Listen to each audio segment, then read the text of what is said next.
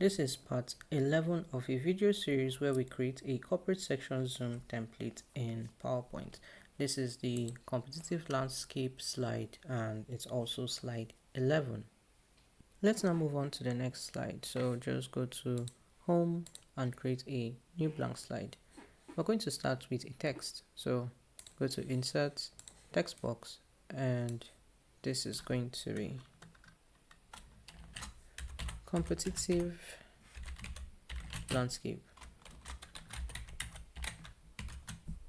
and I'm going to select this text box, change the font to railway, size is going to be 44, and I'm just going to increase the width of this text and maybe take it up a bit. Next, let's go over to shapes, rectangle, and we're just going to have one right around here. Don't change any details, there's no need for that. Change the height to 6.5 and the width is going to be 21.5. Let's move it and place it, let's say around here like this, and then I'm going to use Control to create a copy and bring one here. Let's create a copy of these text boxes, this text box to create other text boxes. So use Control and create a copy of this text and bring it here.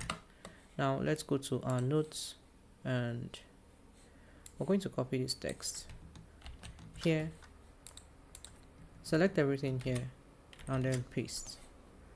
Let me reduce the width of this text box to something around here. Select this, change, or we could just select the entire text box first. Let's go to home, change the font to Open Sans. Let's change the size to 24. For this key players, change the size to 28 and make it bold. Let's extend the width of this and then put a single empty line in between those texts, and then I'm going to move this text box till it's centered with this rectangle on the right, like this. I'm going to create a copy of this one using Control like this. Go over to your notes and we are going to select this and select everything and then paste the text. Select the entire text box, change the font to Open Sans and change the size to 24. Select this differentiator, make the size 28 and weight is going to be bold, and put the line between those two. And I'm going to just extend the width of this text box so that we have it on 3 lines, and I'm going to move this so it's here. Final detail is going to be, before we add our images anyway, is going to be another set of rectangles. So I'm just going to create a copy using this, hold Control and then create that. Go over to shape formats, in fill, change the fill to black, outline, select no outline. Height is going to be 0.8 and width is going to be 4.45, and I'm going to move this one here, just around here. I want to make sure that it's on the edge there, and then I'm going to create another copy of this and I'm going to bring it here. This one we're going to, let's make it slightly longer, let's make it 4.6. Okay, now let's add in some images to fill in these rectangles. Go over to insert, pictures, stock images. Give that just a moment so it's going to load, and we're going to search for meeting first. I'm going to use this image and then we're going to search for trade, and I'm going to use this image. Let's go ahead and download those two images into our slide. I'm just going to, let me just move this to the side, start with this first image, and I'm going to bring it here.